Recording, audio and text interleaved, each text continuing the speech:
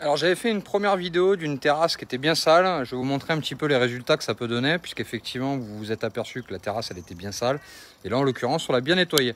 Donc on a complètement fini le processus, donc je vais m'en expliquer tout de suite. Souvenez-vous, la terrasse elle était sympa, mais le défaut qu'il y avait principal c'est qu'elle était quand même très encrassée. Donc pour les premiers qui vont me dire Sébastien il y a des taches blanches, et bien vous avez raison. Ça c'est ce qu'on appelle l'imperméabilisant. Donc on vient de passer de l'imperméabilisant partout.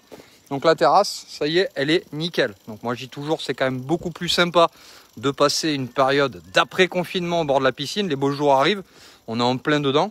Donc là en fait on l'a nettoyée. Pour ceux qui n'ont pas vu la vidéo d'hier, n'hésitez pas à aller la voir. Vous verrez, elle était vraiment toute noire cette terrasse. Et là on a fait un élément qui est tout propre.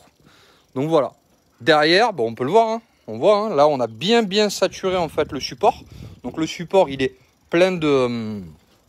Il est plein de produits en fait, ni plus ni moins, qui lui a pour vertu de imperméabiliser. Alors je le dis toujours, pourquoi j'imperméabilise autour des terrasses. Alors ça va pas être glissant, c'est un principe super important parce que souvent ça peut être une question qui peut venir.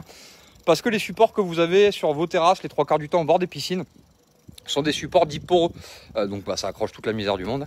Donc en l'occurrence le but c'est d'appliquer des produits qui vont permettre de saturer.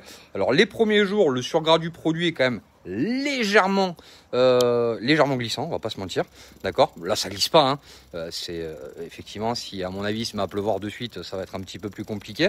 Mais par contre effectivement, après avoir bien travaillé sur ce chantier, les gars, s'il y en a un qui veut venir piquer une tête, il est le bienvenu. Alors, je rigole, le client sera peut-être pas forcément d'accord, bien qu'il est plutôt super cool.